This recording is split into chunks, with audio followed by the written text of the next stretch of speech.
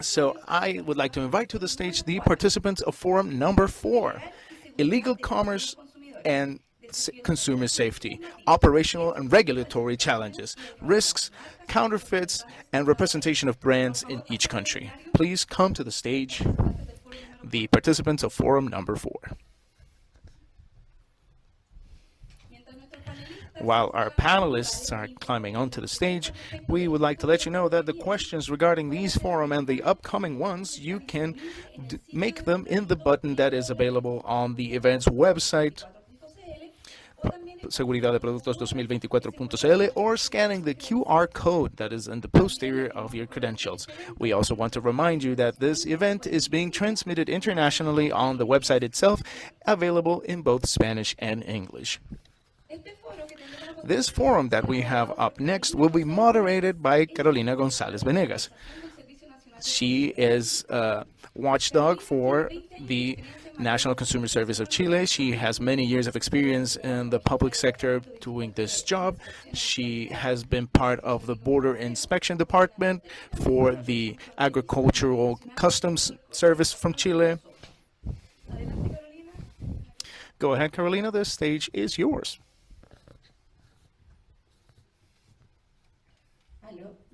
Hello, good morning. Good morning, everybody. We begin this forum number 4, illegal commerce and consumer safety, operational and regulatory challenges, risks and counterfeiting, and the role of brands and the representatives in each country. It is my pleasure here to introduce you to our presenters. I will do a brief summary of each of them before we begin the presentations. We are joined today with Mirta Letelier Olmos. She's a statistics major, and she has 20 years of experience in the National Customs Service from Chile. In the beginning, she was in charge of foreign commerce analysis, and later developed herself as a risk assessor in other commerce areas. She is currently the national head of public health and management of illegal traffic of trade goods. And we're also joined by Luis Antonio Hernández Bustamante, operations manager of the law firm Marinovich and Compañía. Since September of 1991 to date, he graduated the Universidad de Chile Law School. He supervises the investigative work that is done around different piracy campaigns and coordinates with the National Customs Service and police forces. We are also joined by Carolina Belmar Gamboa. She is the director and representative of the Regional Office for Latin America and the Caribbean. She used to work as the National Surrogate Director for Brands and Public and Intellectual Property of Chile. She's a lawyer with a master's in intellectual property and information technology. She has over 25 years of experience in negotiations of technological transference. She has been a consultant for governments and agencies, and she works on the Commercial Project of Chile in 2018, and she's an author of many, many publications.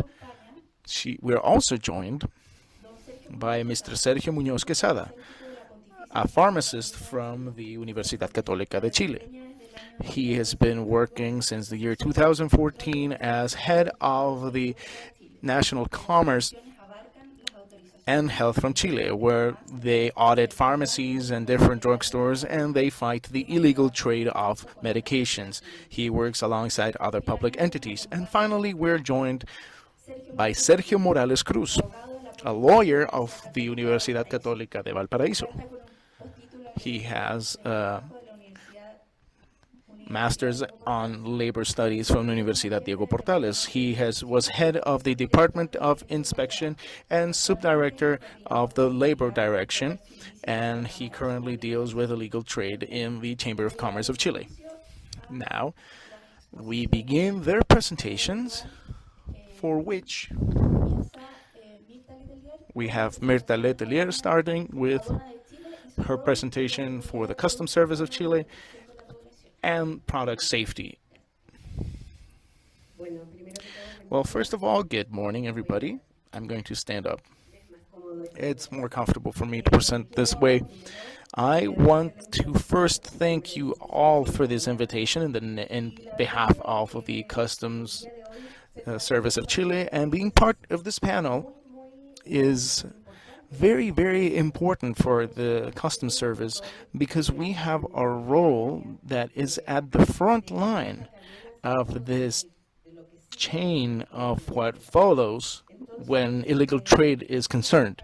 We want to be part of this forum with all these excellent presenters and friends. And what we're going to present today is the role of the National Customs Service and its role in product safety to protect the population, which ultimately I think is the main concern of everybody here present. And of course, everybody that is joining us online. Well, what are we going to talk about today? We're going to talk about the role of customs, the work that we do as an inspecting entity, and the kind of merchandising control and prevention, stopping contraband, and the enforcement and stopping illegal merchandise. So to tell you a little bit about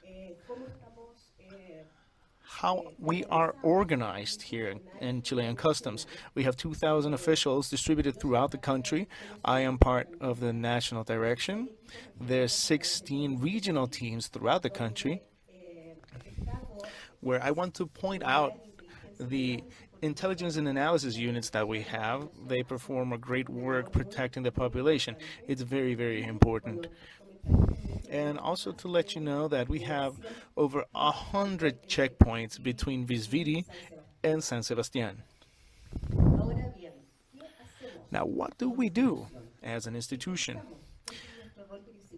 We investigate and we also facilitate foreign trade. And how do we do this? Through synergic processes that are effective and transparent, that are upheld with smart management of data and information. And why do we do this? Is to contribute to what it brings us here today, here in this international workshop, is to contribute to the collection of fees for the country, and also our current role is also the protection of the country and its people. And this held under the World's Custom Organizations, where they say that custom plays a vital role in safety through the protection of borders. This is this first barrier where we can perform the first auditing and investigation measures by confiscating illegal contraband or products that try to enter the country. This graph here is a descriptive graph that makes it very visible, where we can understand the behavior of the last 20 years.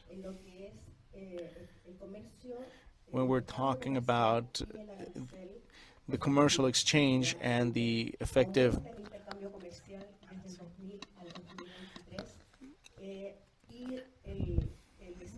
this is all the way up to 2023, and we're looking at it's tending to zero. As collections diminish, custom faces new challenges, and the safety of the country is concerned, and it's manifested in the many other risks to health, economic risks, and the environment, and of course also for people. When it comes to inspection and goods inspection, the service has a robust methodology. No longer is a random selection. We also are supported by non-invasive technology tools and counterfeiting prevention. What's our present methodology? We have different data, supplies, different information. This information has a process within an intelligence cycle. We also have selection tools so that our operations can be or can find efficient and effective results, and particularly, and of course, the execution ending up in seizures of goods to avoid entering the country. Among the non-invasive technologies, we got mobile devices for inspection, as well as fixed inspection devices. All of these distributed in different regional custom offices which are important, relevant for this type of audit. On the north, Iquique, Antofagasta, Arica; in the center, San Antonio, Valparaíso; and in the south, Talcahuano Customs Office. So what we do to prevent this from happening? These new responsibilities I was commenting on in these areas of illicit traffic. Main one is copyright, safety, CITES, environment, cross-border transport, catch to end public health care. It is 8 areas, all of them very important. And all these areas has a purpose. The purpose is to avoid these illicit goods from entering the country in order to protect the population. Some examples of our seizures: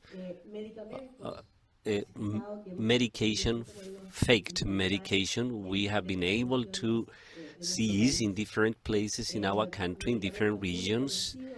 Some of those medications are very well known, but they have ended up being fake. Some of the medication which are forbidden in Chile, such as the case of Tricol. You can see also legal entry. It's been a successful cigarette seizure in the north area of the country. Faked goods such as this type, which are very sensitive to the consumer, which are our cell phone chargers. They even include the SEC logo, which is the certification we have here in Chile. That was already incorporated in that sea transport. One similar case, air cargo. Part of the presentation of these goods, of cell phones, but also with SEC logos, everything faked. One more, hair devices, hair irons, more than 15 of those items, as well as cosmetics. We got a great deal of those, which are faked, even including, well, they do not include the sanitary registration, and therefore risking the population. Let me share our outputs in these 3 areas, these 3 outcomes, which are close to population protection, such as cigarettes. In our country, it's very massive, its consumption. Everything that's copyright, piracy, and public health care, including medication, toys, food, medical devices, and cosmetics. These last 8 years are represented here in this graph. They have the results of the seizures nationwide. In cigarettes, more than 81,000 boxes of cigarettes has been seized in these last 8 years, with a control evasion of $253 million. In copyright, the amount of procedure is around 8,000 nationwide during the last 6 years, with an amount of goods of around 56,000 goods, traditional goods such as toys, footwear, but also non-traditional goods such as cosmetics, medication, medical devices. And in public health, the findings number is 14,837 procedures, and the amount of goods is around 49 million of units. And to conclude, I think that we will all agree on this final reflection, which is finally to continue and reinforce protection to citizens, consumers, which are the most affected when these products enter the country, unregulated, without the proper certification, whether they are sanitary or others.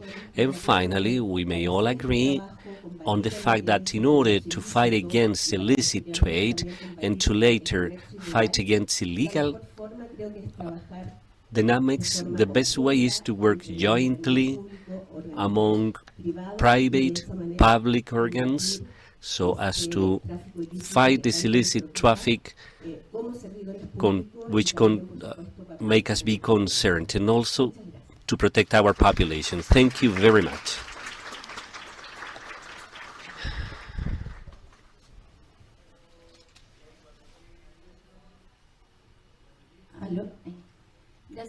Thank you very much, Mirta. Customs Office task in terms of trans-border control is crucial. Thank you very much for your presentation. Now I will offer the floor to Mr. Antonio Hernández, Operation Manager, with the presentation Piracy and E-Commerce, Impact on Companies, State and People. Hello, good morning. Thank you very much for having me.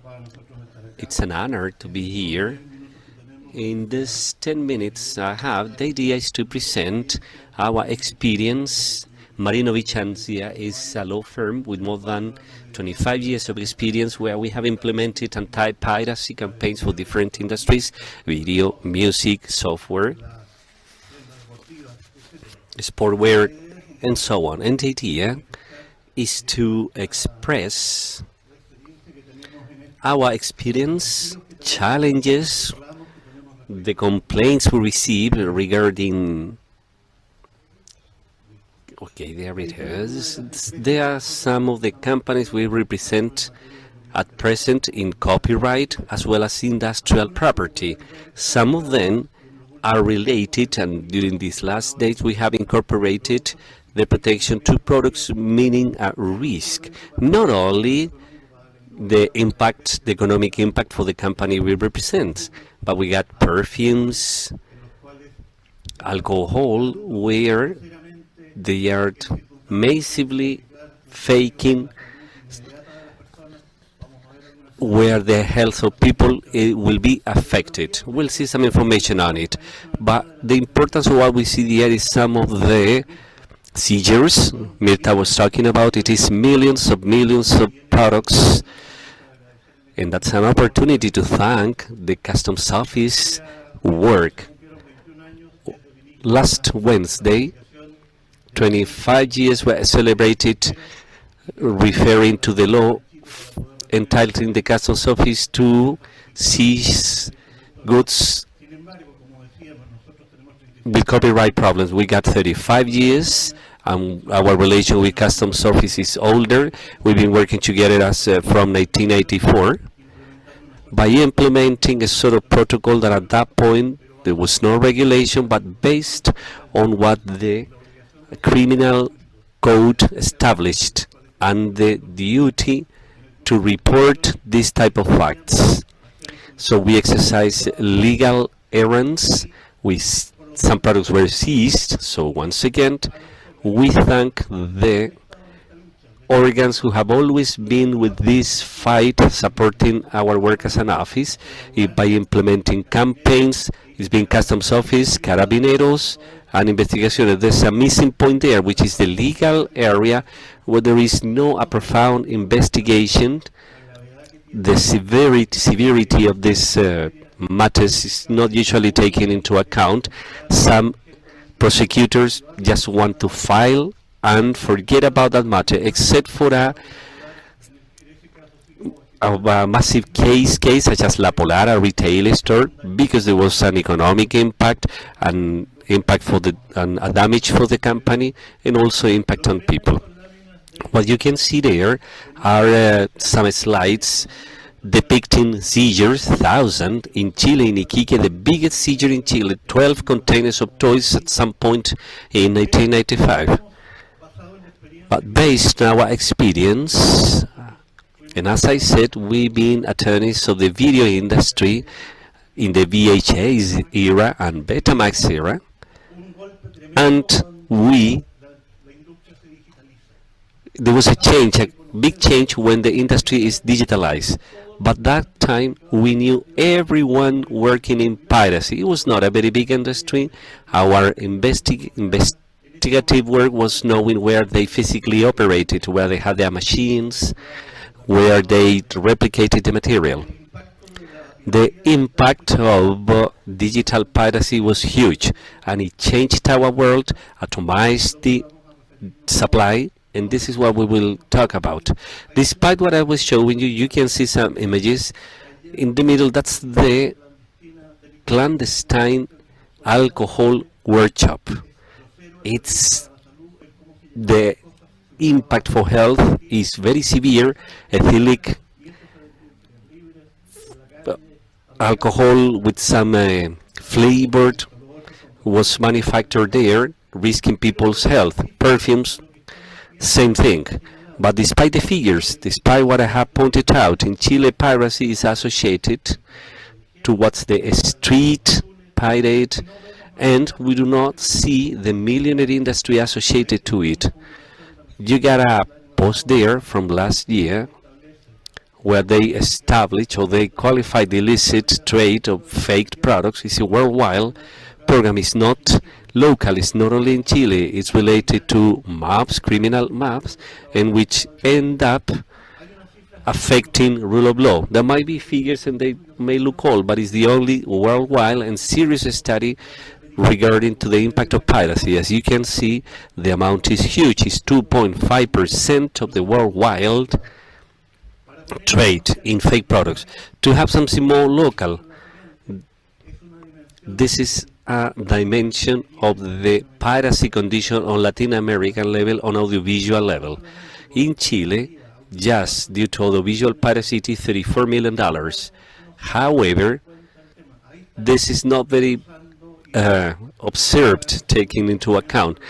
That's an observation for what Customs Office do. You can see the rate of seizures and a comparison between 2021 and 2022, and the figures is just continue to grow. By this year, we represented Nike, and only in police seizures and Customs Office seizure, 40,000 pairs of sneakers has been seized. Then it is something we need to take charge of due to what follows. The impact digital piracy has had regarding the video was huge, but it is even worse. This new thing we have on digital trade, during the pandemic, it was, well, a salvation for many people. Many factories were closed, people lost their jobs, and they could find through some digital platforms the possibility to trade some type of product.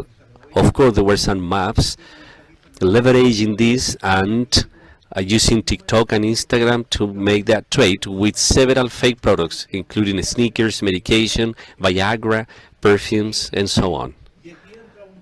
And here we have something important to say, which is, despite the Customs Office continue to retain some product, they stop containers to enter the country, which is a very important use of non-invasive means, such as scanner tracks.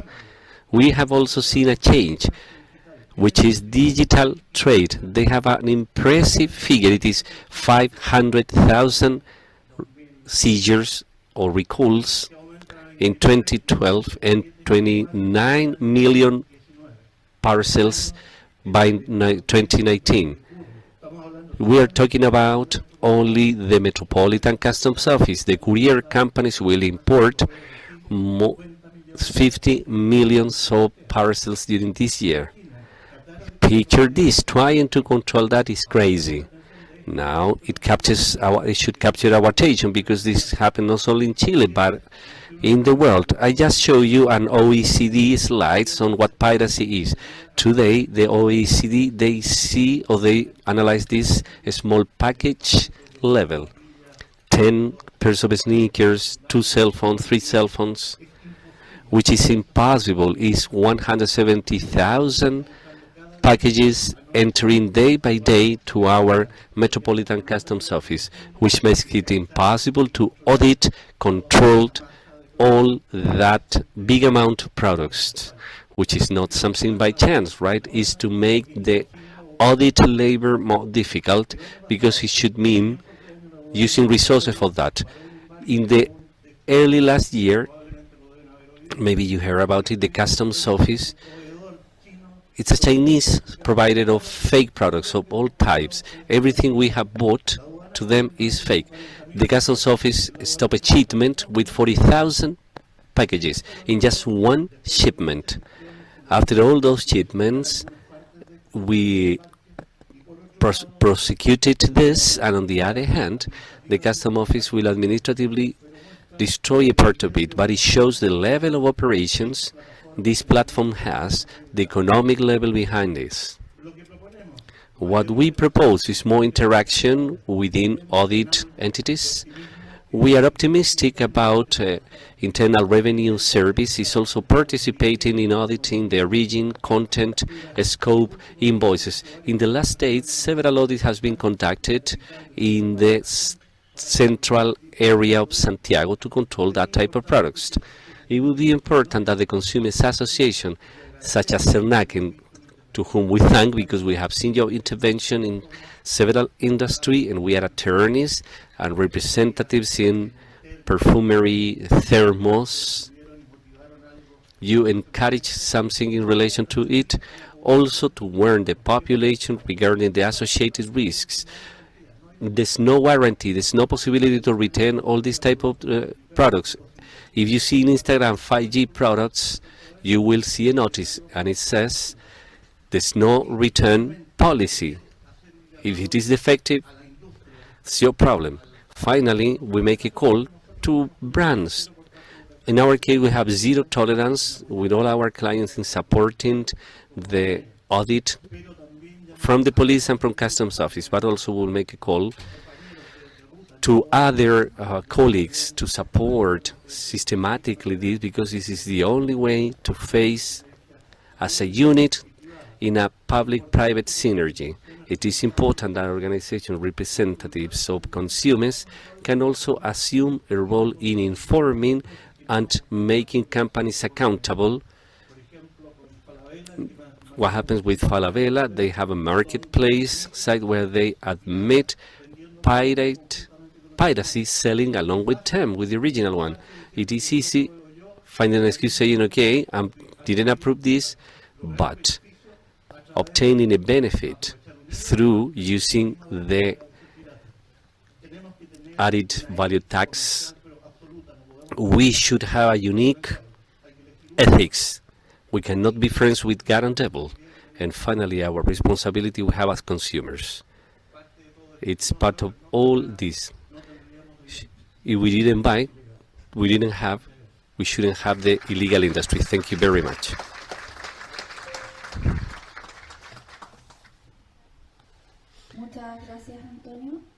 Thank you very much, Antonio. I'm going to offer the floor to Carolina Belmar, Director of the INTA Office for Latin America and the Caribbean, with the presentation From Fake to Fatal, Why Smuggling is a Safety Problem.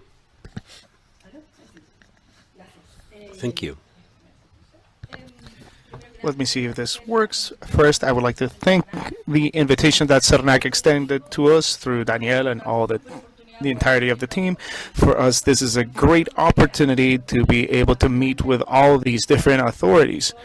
We usually interact with customs, we interact with the agencies that regulate medication, in this case of Chile, the Public Health Institute, and of course with the local commerce chambers.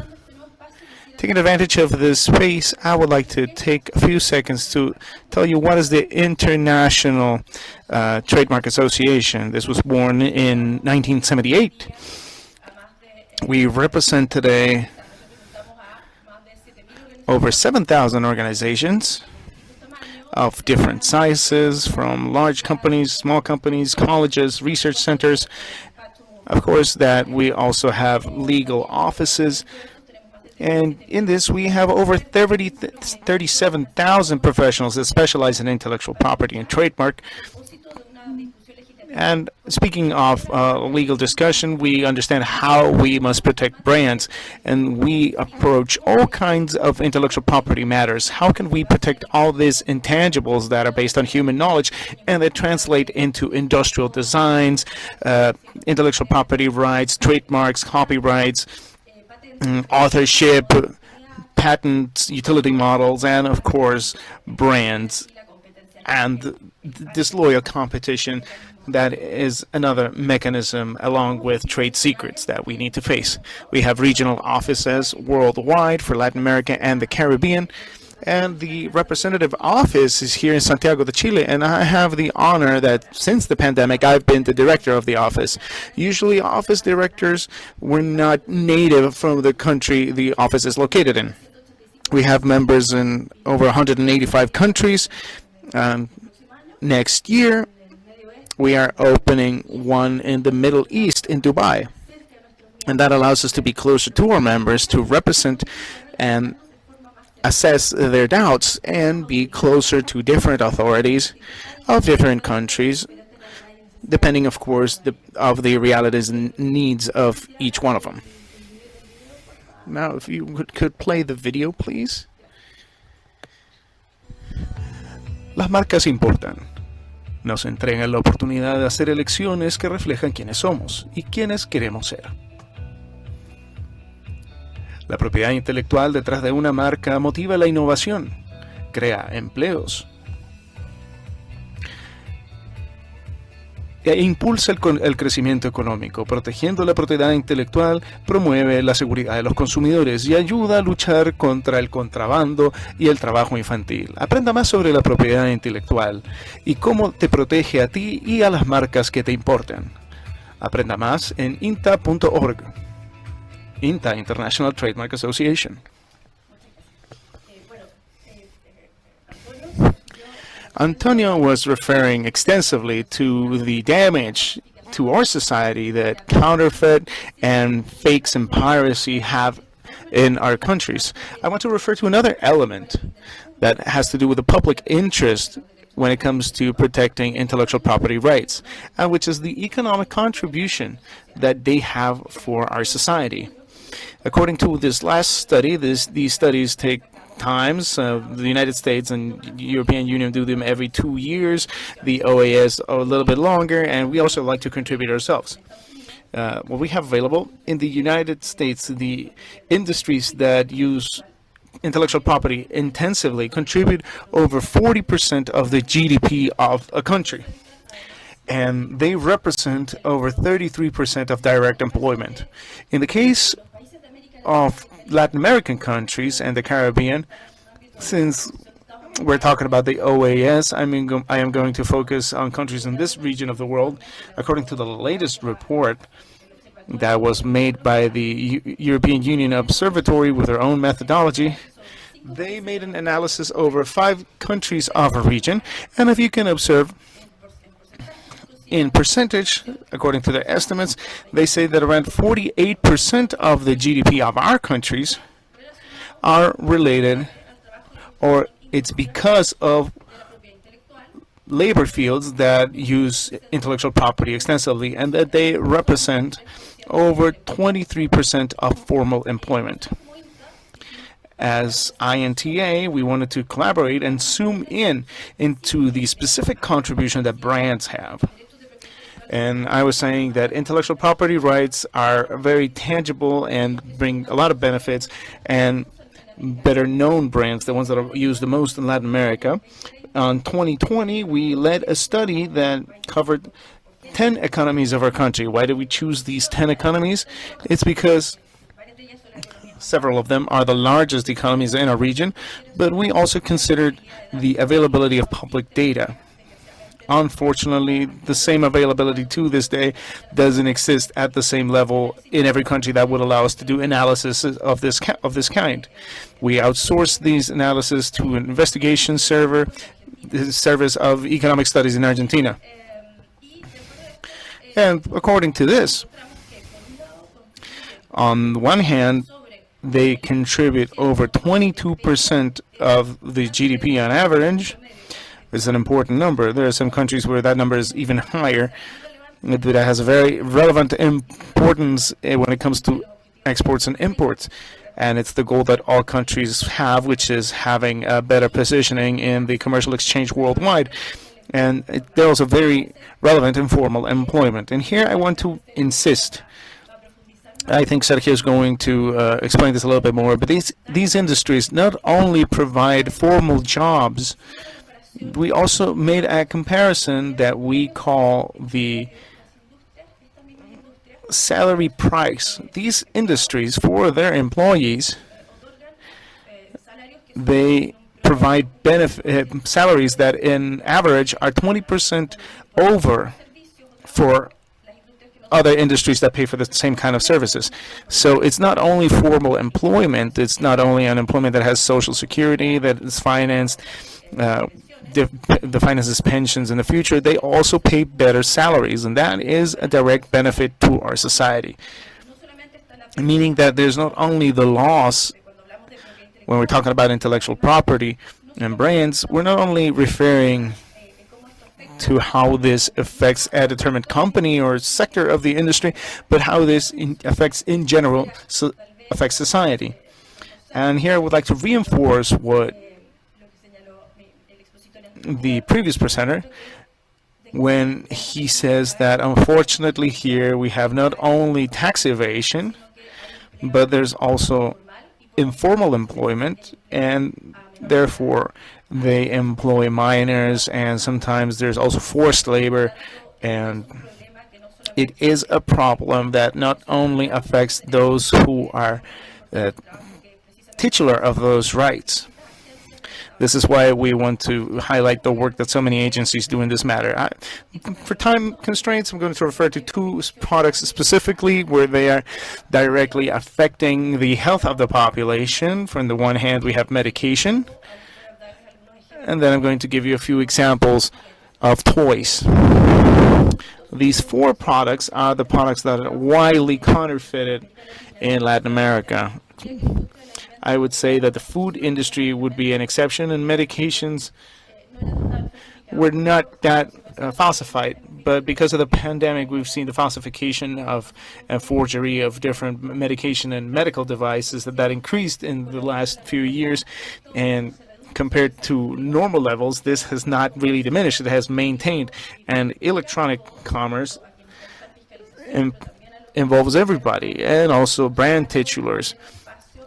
They also makes us look at how this space makes it much harder to investigate and to audit when it comes to fake products. I have a few seconds left, but as I said, I am going to focus on two main examples. When we're talking about medication, I want to highlight a few concepts that I think my Public Health Institute colleague will explain much more clear than I will. The falsification of medication does not only refer to the forgery of a brand, but also it refers to cases where there are products that are altered, that are distributed outside of the official commercial channels, the authorized channels, and products that provides a diversion when it comes to the target market. In our case, when talking about brand representation, it's a more restricted concept, but as a general rule, when you observe the forgery of a brand, that usually breaks the supply chain and distribution chain of the medication or the medical device that can affect its efficacy and safety. And there's a link here that is pretty direct. When it comes to medication, I would like to refer to two examples that are pretty recent. These are from the European market. This is actually toys, it's not medication. because it's in the region. I think it's important to show how this is a global problem that is not only restricted to a determined geographical area. In this case, we're talking about these dolls that we're talking about phthalate, which is a chemical that can affect reproductive organs in children. It can harm their health. And we can see that the European Union can also suffer problems like this. In this case, these are imported products from China, and the previous one was also from China. And after the checkpoints that are performed in different countries, interestingly enough, since they are a regional organization, there's this compartmentalization of data that is very useful. How do I think we can contribute? How can we tackle the counterfeit problems? Maybe replicating something that happens here in this forum, which is the public-private collaboration. As brand representatives, we understand that we have an active role here. Our resources are limited, and we would love to be able to collaborate in each of the operations customs perform, but unfortunately our representatives have budgetary constraints. At a global level, we have $1 million to fight counterfeiting and piracy, but after the budget runs dry and is distributed among the regions, then we're out of money. So it's important that, for example, there are at a legal level a differentiation when it comes to falsified products that can put people's health at risk, and that in these cases, for example, maybe the actions should be public without the need of lawsuits or suing the brand representative, and also the sentences be gradual depending on the repercussions into the people's health. Counterfeiting is a business, and the business needs to be attacked as such. So the fines and deterrents need to be powerful to make this business stop being lucrative, because so far it's a very disloyal business and a very lucrative business. And this is very, very detrimental to people who actually conduct legal businesses and pay taxes and provide jobs that are good for their employees and for the country. We promote within our members best practices, and this translates, of course, in model laws that at different instances we make available for everybody, for those who might need it. But we're also a space where we have a conversation between online marketplaces and brands. And our marketplaces, we ask them to do best practices. So we can continue having a conversation. I leave you here an open invitation to visit our website, and thank you so much for the information.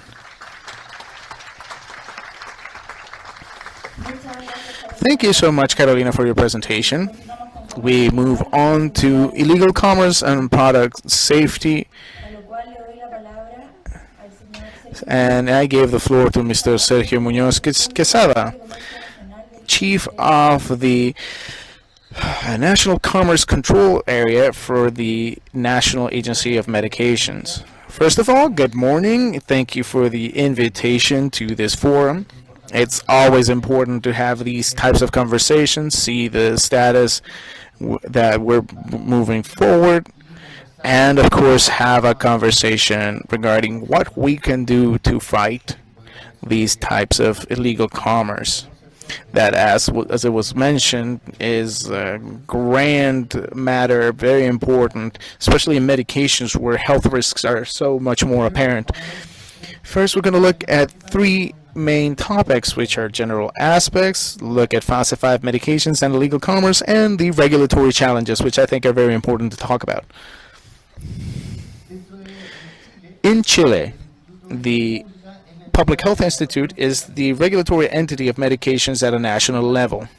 However, since Chile is one of the longest countries in the world, it's very difficult for us to have a presence, a complete presence at a national level. So there is a commendation agreement that is called the regional ministerial secretaries, where they perform these health controls in the regions, understanding that each region has their own differences. We understand that the conditions of the north of Chile are very different from the south of Chile, so there's a bit of a difference there, and this is why the regional ministerial secretary offices represent the health ministry in each region, and also some of our activities as well.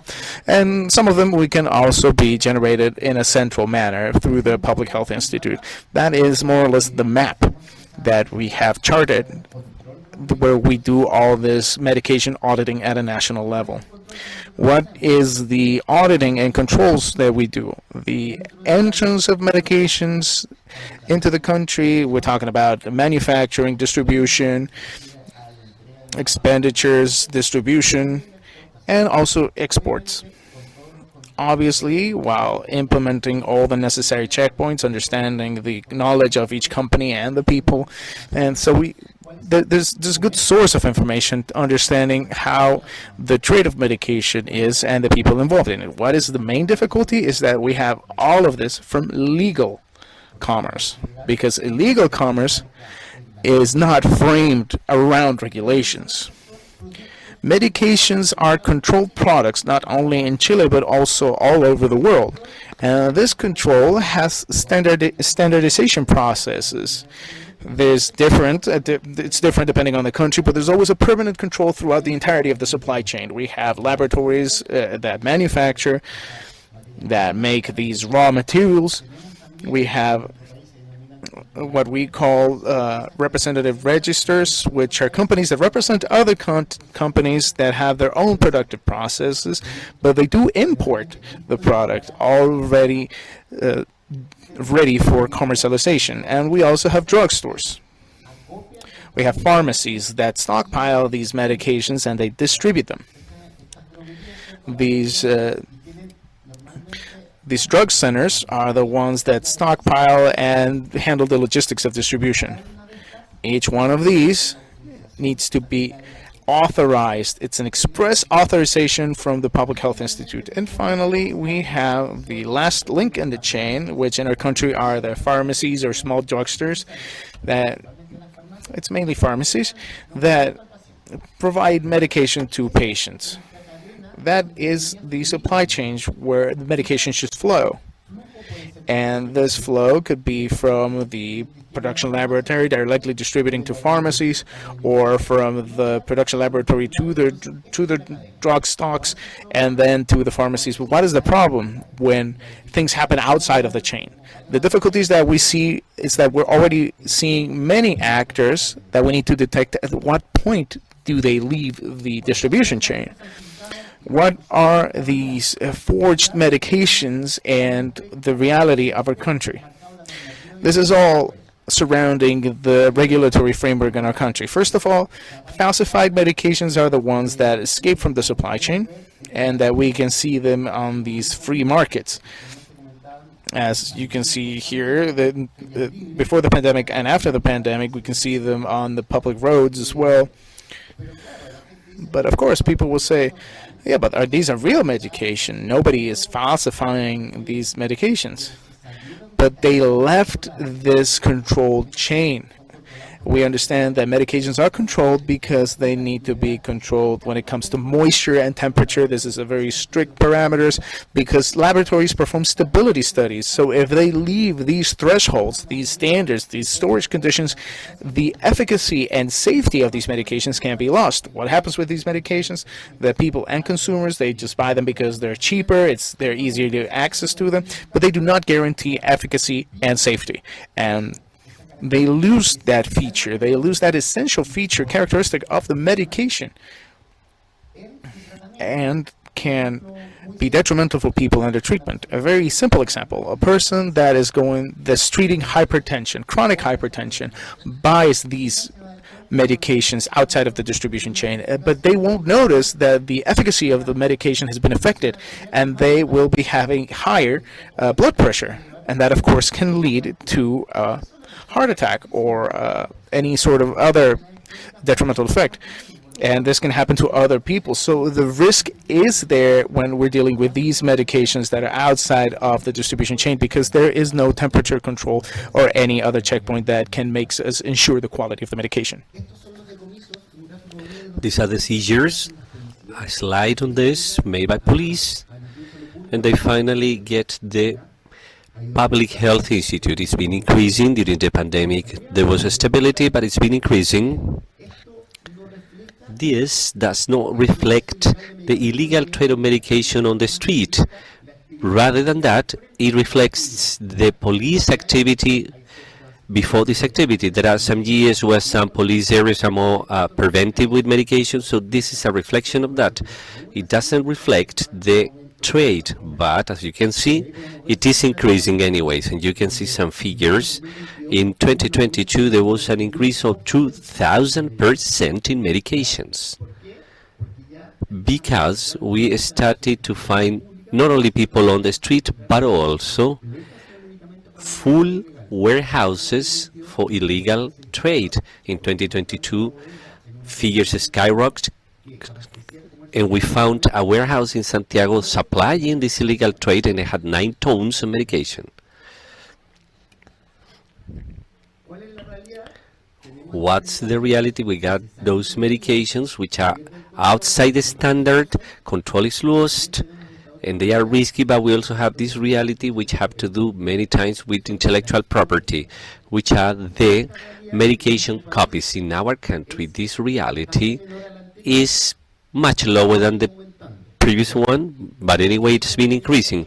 And what type of medication we can see the increase? Generally, what experience tells is that they need an additional check to be purchased. You need to go to the doctor, and the doctor needs to prescribe you something specific to buy that medication. And people skip that because they find it in the legal trade, and they say, I don't need a physician, I will buy it directly from a vendor, but they are fake. Centis is from a national laboratory in 2 different ways, and to us, what's most concerning is that this type of fake medication have technology. I'm showing the information literature which is copied, the blistered. The aluminum foil is printed or has the logo printed. It is not a poor quality fake. Some chemists probably immediately notice it is fake, but an ordinary person would never know this is fake. And one more, for example, for the cold or for the flu, we have found some sachets for more common use. This reality in our country is narrowed, but it's been increasing. What we have found lately is, for example, we were with police and we have found packaging from other medication. Therefore, this is increasing this likelihood for this to skyrocket. Another area of medication we also look at is these products which say they, well, Senna call them miracle products. Well, they claim to be the best on the market. There are plenty of them because they say they have therapeutical attributes without any type of registration stating that. People can leave the treatment and change it using now these fake products. Faked medication. In Chile, the regulation is quite clear. I will not read it, but it refers to 2 aspects. Intellectual property copy, faked medication, medication without sanitary registration, those miracle products, and those which leave this change are faked medication. Then our regulation is much broader than intellectual property itself to refer to them as faked medication. And finally, what are our challenges? There's a bill at present in order to typify the legal sale of medication as crime. because we have a legal difficulty where, the 20,000 law, where drug trafficking is one of the elements falling under this law, and we have difficulties because this is a very general crime to public health. It needs to be typified, and there is a bill under debate to address on a regulation level. It's also a good way, we believe, this could be addressed, not only at the Congress people level, but also on a regulation level, which in this case is the Ministry of Health. We could move on with this and face illegal trade, as it has been touched on here. It is necessary a coordination between the public and private spheres. Private world has been a very important ally to tackle this. And also this relation with public entities, with Customs Office, our relationship is long, but with these entities, we have been increasing this relation, where people believe that it permanently exists in public entities. But let me say, it's not always like that. Therefore, it is important we train police officers, we go with them in these police activities to support them. This is it. Thank you very much. Thank you very much, Sergio. We'll continue now with illicit trade in Chile. Sergio Morales, Coordinator of Safety and Illicit Trade of the National Chamber of Commerce, Service and Tourism from Chile. Good morning. Thank you very much for inviting me.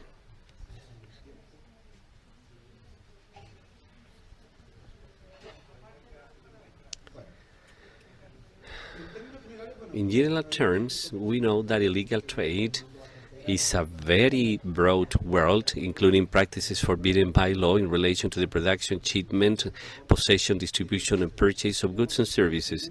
Within this world of illicit trade, we got smuggling as one of the figures of counterfeiting, which mainly occurs with cigarettes, metals, weapons, watches, sunglasses, toys, as Mirta mentioned.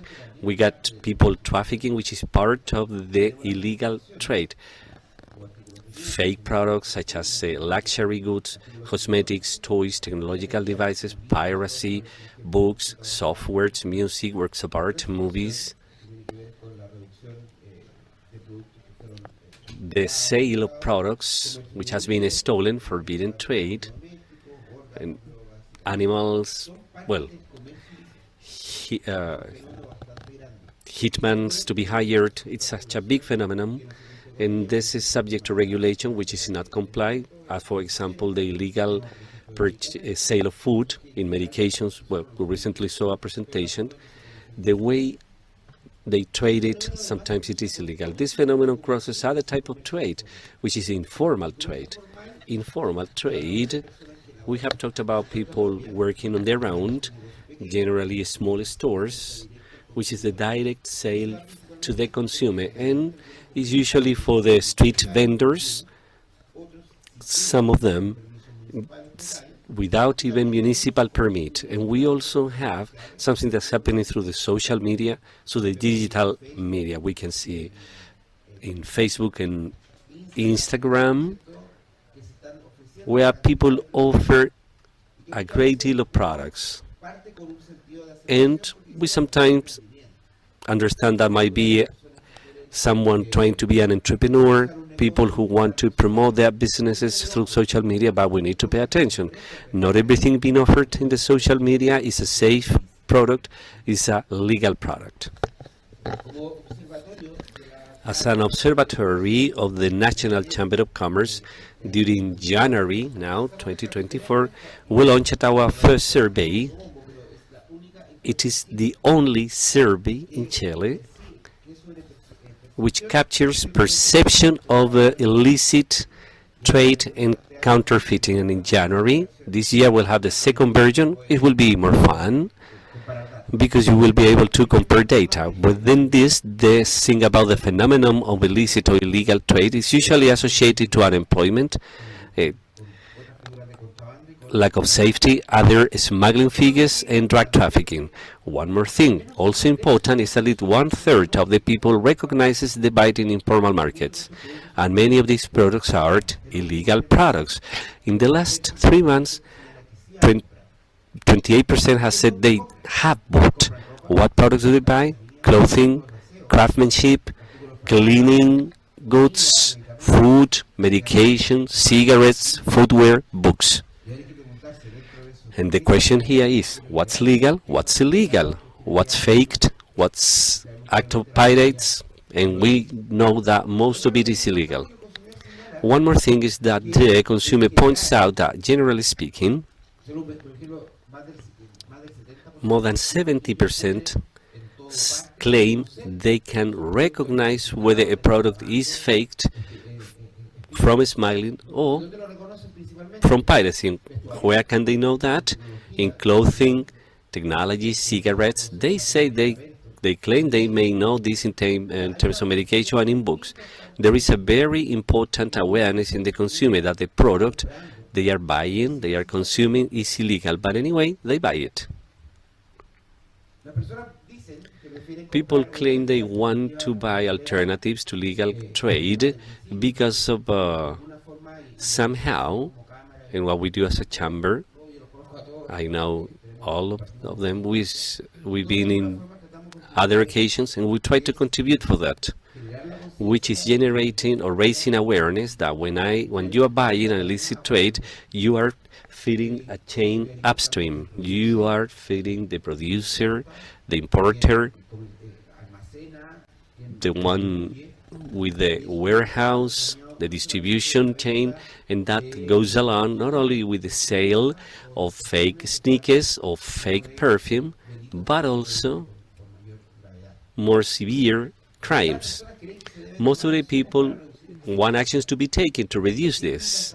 And what do those actions imply? A higher check or control is very related to employment, to give work opportunities, something that's very difficult. The Chamber of Commerce with the Metropolitan Regional Government and the Catholic University, we started a very important study on the characterization of the street vendor, and they earn around 1 million pesos monthly with a unique flexibility. They are owners, so they pay for space, and honestly, offering them a better alternative is quite complex. You need to be realistic in this because the diagnosis and answers we have received has been okay. Let's have them in job opportunities program. They don't want that. They will not even earn half of what they earn selling products on the street. So the answer should come from other places. What else do we have? Most of the people demands more surveillance, more controlled, and here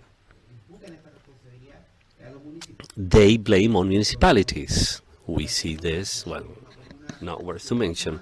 This district, commune, has been a stigma of the street selling. Valparaiso is another place where the illicit trade uses the National Congress fences to hang their products, you see, while there are sessions being conducted at the Congress. This phenomenon has a lot of rights being committed. There's something tax-related that is not being received.